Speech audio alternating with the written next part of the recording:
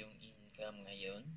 Ang mahal na kasi ng mga bilihin kaya yung income mo dati na meron pang natitira, ngayon ay sakto na lang at madalas ay kukulangin na. Kaya napaisip kang dagdagan ang iyong income sources. Meron ka nang naiipon na 10,000 pesos at curious ka kung anong negosyo ang pwedeng simulan gamit ang ganitong kapital. Siguro ay iniisip mo dati na malaking kapital ang kailangan sa pagsisimula ng isang negosyo o hindi mo alam kung anong produkto ang pwedeng ibenta at wala ka ring skills kung paano magpatakbo at mag-manage ng negosyo. Normal lang na ito agad ang maiisip mo, lalong-lalo na kung hindi mo pa nasubukang magnegosyo. Dahil ang gusto ng iyong utak ay manatili ka lang sa iyong comfort zone at gawin kung ano ang nakasanayan. Pero gusto kong malaman mo na hindi lahat ng negosyo ay nangangailangan ng malaking kapital. Kung wala ka ring ideya sa mga produkto na pwedeng ibenta, magtanong ka sa iyong mga kaibigan o mag-search ka online. Pwede ring obserbahan mo kung anong produkto ang mataas ang demand sa iyong paligid. At kung skills naman sa pagnenegosyo ang iyong pinoproblema, hindi mo yan kailangan problemahin dahil more on basic knowledge lang ang kailangan mo kung nagsisimula ka pa lang. Kung meron ka pa ring pagdududa na pwede kang magsimula ng negosyo gamit lang ang maliit na puhunan, panoorin mo ang videong ito dahil ibabahagi ko sa iyo ang 4 na negosyo na pwede mong simulan gamit lang ang 10,000 pesos or less na kapital. At ang unang negosyo na pwede mong simulan ay mobile car wash business. Sa nagdaang mga taon, nasilayan natin ang pagtaas sa demand ng car wash business. Bunga na rin ito sa pagdami ng mga taong nagmamay-ari ng mga motorsiklo at sasakyan.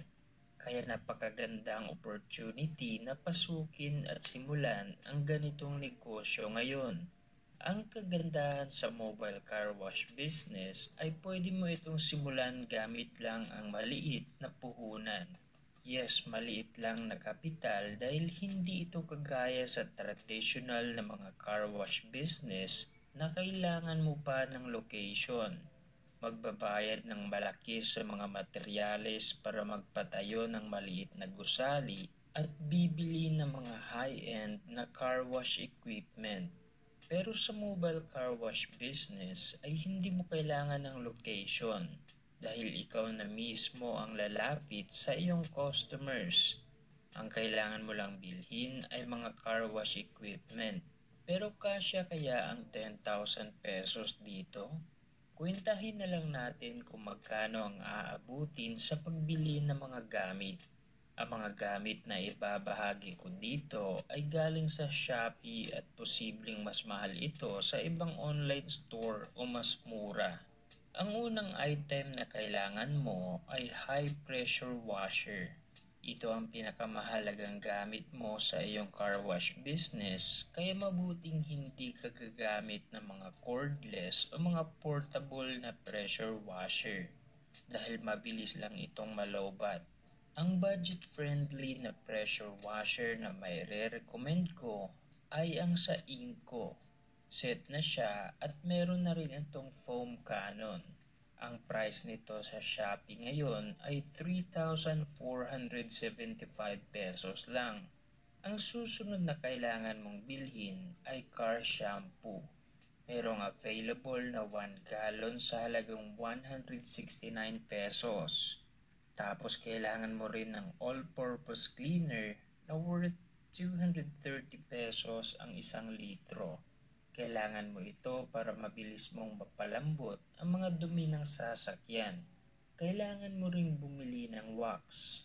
Pampakintab ito ng mga fairings. At tandaan mo lang na hindi mo ito i-apply sa mga matte finish dahil applicable lang ang wax sa mga glossy finish. Susunod ay ang tire block na worth 159 pesos ang 250 ml. Next ay microfiber towel. Meron ng mabibiling isang dosena na worth 137 pesos lang. Tapos kailangan mo ng brush para sa gulong at mga sulok ng motorsiklo at sasakyan. Meron ng isang set na mabibili mo lang sa halagang 468 pesos. Kailangan mo rin ng protectant, tapos 2 timba at 2 grit guard. Ang isang timba ay para sa sabon at ang isa naman ay banlawan.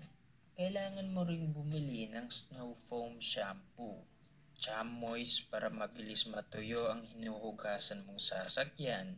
Kailangan mo rin ng vacuum at blower. At meron na ring produkto ang Inco dito. Kailangan mo rin ng polisher at rubbing compound. Gagamitin mo ito para pakintabin ulit ang mga cover ng sasakyan na merong minor scratches. At ito lang muna ang bibilhin mo kung nagsisimula ka pa lang. Bale, ang inabot sa lahat ng equipment na kailangan mo ay 8,000 pesos. Isama mo na ang 1,500 pesos na shipping fee at aabot lang ito lahat sa 9,500 pesos. Ngayong tapos na tayo sa costing ng mga equipment, kailangan mo namang pagplanuhan kung anong services ang ibibigay mo sa iyong mga customer at kung magkano ang singil mo sa kanila. Halimbawa, exterior wash, 50 to 100 pesos kung motor at 100 to 150 pesos naman kung sasakyan. Waxing and polishing, 350 to 500 pesos sa motor at 1,000 to 2,000 pesos kung sasakyan. At detailing, 1,000 to 1,500 pesos kung motor at 4,000 to 6,000 pesos kung sasakyan. Kung gusto mong ma-improve ang iyong kaalaman sa pagka-car wash, marami na mga YouTube channel na nagtuturo kung ano ang step-by-step process sa paglilinis ng mga sasakyan. Pagkatapos mong mag-costing sa mga equipment at gumawa ng plano sa iyong mga services, kailangan mo namang gawa ng plano kung paano bigyan ng exposure ang iyong negosyo. At ang pinaka-effective na paraan sa pag-market ng iyong negosyo at pagkuha ng maraming atensyon ay gumawa ka ng Facebook page. Pwede kang magsimula sa pag-invite ng iyong mga kaibigan at mga kapitbahay na mag-follow sa iyong page at alokin mo sila kung gusto ba nilang magpa-car wash. Tapos sa tuwing meron kang nililinisan na sasakyan, gawan mo ito ng video at i-upload mo sa iyong business page. At kapag nagkaroon ka ng konting budget, pwede kang magparaan ng ads para marami pa ang makakaalam ng iyong negosyo at serbisyo na binibigay. Mahalagang humingi ka rin ng suggestion at feedback sa iyong mga customer para alam mo kung saang bahagi ng iyong negosyo ang dapat gawa ng improvement.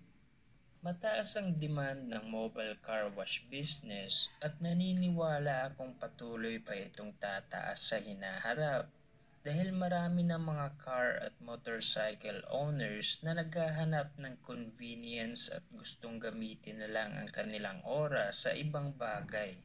Ipagpatuloy mo lang na aralin ang mga bagay na dapat mong matutunan sa ganitong negosyo at maging committed ka rin sa iyong ginagawa para mabigyan mo ng satisfaction ang iyong mga customer.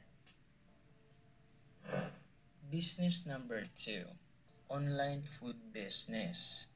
Karamihan sa atin ay naboboard sa pagtatrabaho dahil hindi tayo passionate sa ating mga ginagawa. Nagtatrabaho na lang yung karamihan sa atin para lang kumita ng pera at hindi para mag-grow. Kaya napakahalagang i-monetize natin ang ating passion.